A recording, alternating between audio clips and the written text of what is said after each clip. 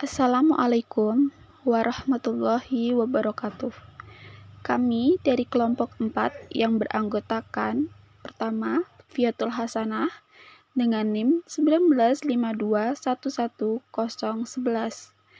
Yang kedua, Sabrina Risang Utami dengan NIM 1952111031.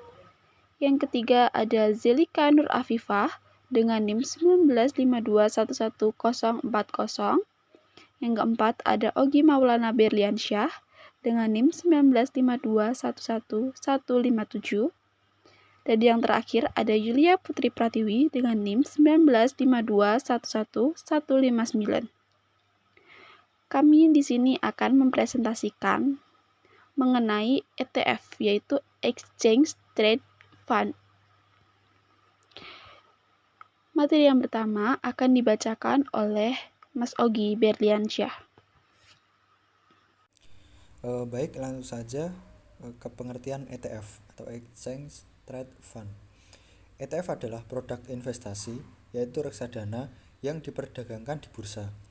Perdagangan produk ini sama seperti membeli saham di bursa, yaitu waktu perdagangannya pukul 9.30 sampai 16.00. Menurut Adler Heymans Manurung dalam buku Reksadana Investasiku menyatakan ETF adalah sebuah produk investasi yang diperdagangkan di 9 bursa efek. Seperti halnya reksadana, dalam ETF terdapat pula manajer investasi dan bank kustodian. Exchange Trade Fund atau ETF adalah sebuah perusahaan investasi yang bertujuan untuk memperoleh tingkat pendapatan yang sama dengan indeks acuan. ETF merupakan persamaan dengan dana indeks. Hal ini terutama dalam menginvestasikan surat-surat berharga pada suatu perusahaan. ETF akan menginvestasikan dananya pada surat-surat berharga yang mempunyai indeks acuan. Selanjutnya ada kelebihan ETF. Yang pertama, kinerja setara dengan indeks yang diacu. Yang kedua, diversifikasi. Yang ketiga, seperti saham. Keempat, portofolio investasi yang transparan. Kelima, biaya transaksi yang rendah. Keenam, pembagian dividen. Ketujuh, profesionalisme. Dan selanjutnya yang terakhir, ETF hanya membutuhkan modal awal yang rendah, tidak memerlukan margin, dan juga tidak memiliki tanggal jatuh tempo. Baik, saya akan sedikit menjelaskan tentang kekurangan ETF atau Exchange Trade Fund. Kekurangannya yaitu yang pertama adalah ada biaya pajak capital gain. Yang kedua, biaya atas selisih antara harga bid dan offer harus ditanggung oleh investor. Yang ketiga, ada biaya premium dan diskon saat jual beli. Dan yang terakhir adalah likuiditas ETF atau Exchange Trade Fund di Indonesia masih rendah. Dan yang selanjutnya yaitu saya akan menjelaskan tentang tujuan berinvestasi ETF. Yang pertama yaitu diversifikasi. Diversifikasi secara otomatis atas beberapa saham unggulan dalam sekali order. Dan yang kedua yaitu fleksibilitas. Memanfaatkan fleksibilitas jual atau beli yang tinggi, karena dapat langsung melakukan pembelian maupun penjualan ETF selama jam bursa berlangsung selayaknya saham.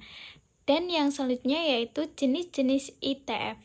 Yang pertama yaitu ETF indeks, dan yang kedua yaitu ETF obligasi, dan yang ketiga yaitu ETF komoditas, dan yang keempat yaitu ETF mata uang asing. Baik, selanjutnya saya akan menjelaskan tentang mekanisme transaksi ETF. Mekanisme perdagangan ETF adalah sama dengan perdagangan saham, kecuali ketentuan fraksi harga, yakni Rp1, dengan jenjang perubahan harga maksimum Rp10.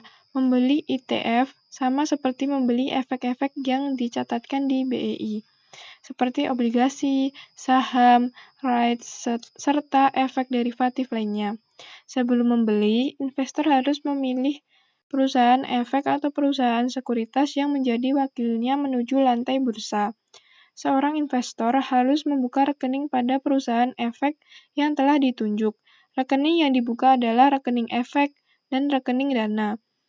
Setelah membuka rekening, maka investor sudah bisa melakukan pemesanan efek-efek yang ada di pasar modal, termasuk juga pemesanan ETF. Investor bisa memesan ETF pada harga yang dianggap terbaik. Artinya, setelah membuka rekening, investor sudah bisa melakukan transaksi atas ETF tersebut. Untuk membeli ETF, investor tinggal memesan dengan menggunakan kode dagang, lalu perusahaan efek yang akan mengorder lewat bursa. ETF dapat dibeli kapan saja saat jam perdagangan bursa dari pukul 9.30 sampai 16.00. Pembelian ini lebih fleksibel dibandingkan membeli reksadana biasanya yang dibatasi hingga pukul 13.00. Lewat dari pukul 13.00, maka akan dicatat sebagai pembelian dari bursa berikutnya. Setiap pembelian ETF akan dikenai fee sebagai biaya transaksi sekitar 0,25% dan fee jual sekitar 0,35% atau adanya PPN. Dana yang diterima dari penjualan ETF akan diterima investor pada T plus 3 hari bursa. Waktu ini lebih singkat daripada pembayaran reksadana biasanya yang boleh membayar hingga T plus 7 hari bursa. Bahkan bagi investor yang ingin melakukan trading ETF, secara jangka pendek, bisa melakukannya dengan cara membeli produk ini di pagi hari dan menjualnya di sore hari. Selisih dari harga jual dikurangi harga beli inilah yang merupakan keuntungan atau kerugian investor.